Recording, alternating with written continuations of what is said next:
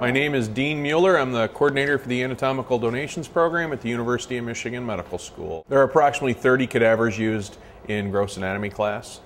There are also small group classes that are used. There's sometimes even one cadaver, or even not even a whole cadaver, but even specimens that are used.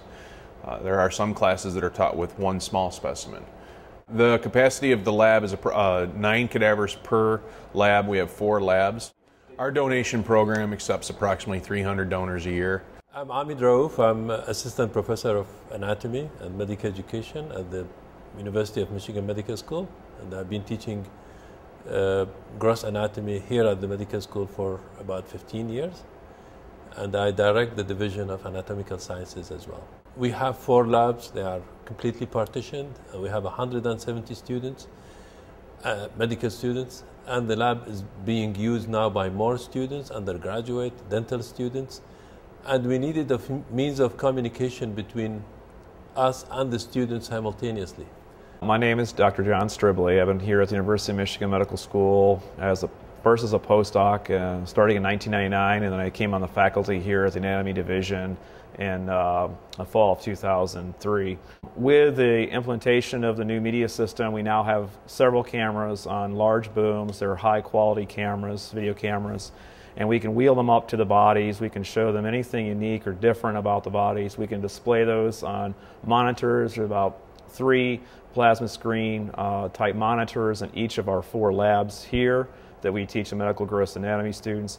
And then we also have a lab 5, a separate room. We have an additional 3 monitors and another camera there. I'm Dr. Kelly Sullivan. I have a PhD in anatomy and neurobiology from the University of Kentucky, and I teach M1 gross anatomy here at the University of Michigan. Before we had this system, we had no way to easily record any kind of imagery or dissection procedures in the laboratories. It was, you had to go to the LRC and borrow a video camera, and they weren't as high resolution as the new digital cameras are. We had no projection capabilities at all before the new system was put in. So having this system allows us to go live and show dissections or structures of interest, and it allows us then also to digitally record little review sessions that we've been doing for the medical students. And so with this new system, we can move the camera to the cadavers. We can move the camera to the professors. We can move them into different labs. You know, we may have labs literally going on down the hallway somewhere. We can bring that all into that, and it makes it very versatile. What we have been using lately for the past 3 or 4 years, we use prosected cadavers, and we try to demonstrate that to students. The problem always, because it is one table, one cadaver, so there is always large number of students trying to see that at the same time, which makes it really difficult, less productive. So the use of these several monitors in each lab with the camera will facilitate the process of having the same image in high definition shown to larger number of students without them need to leave the lab. That's really worked very well. Well, certainly for the students' perspective, I think it's opened up a whole nother level of learning and experience that way, because not only are they just focused on their particular specimen, now they have access to basically all the specimens.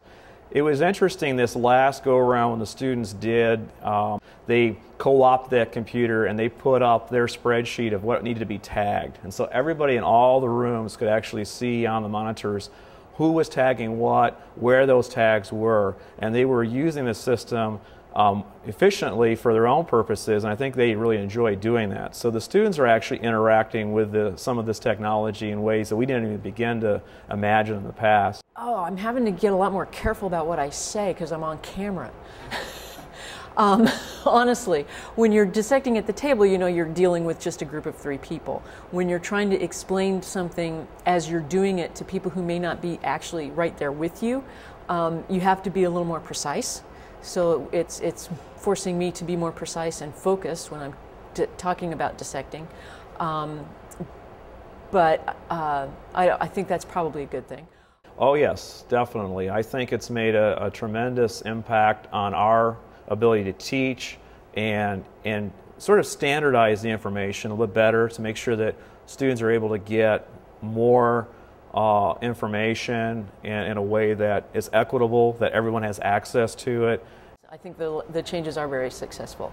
And I think they will become more successful as more of the faculty figure out how to use the camera and the system and feel comfortable with it and feel not like they're going to break it and stuff. Again, I'm pretty excited about it.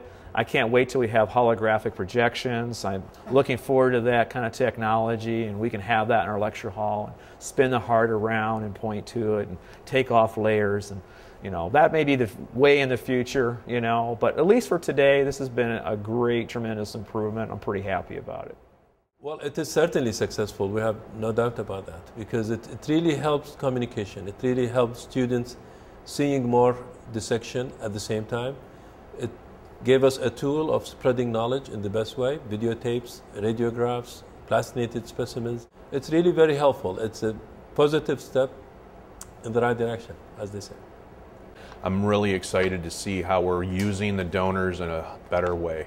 We're able to take a situation that we may have only had for a few months to learn from, and we're able to preserve it in a top quality, high quality situation that'll allow us to teach generations of physicians and students.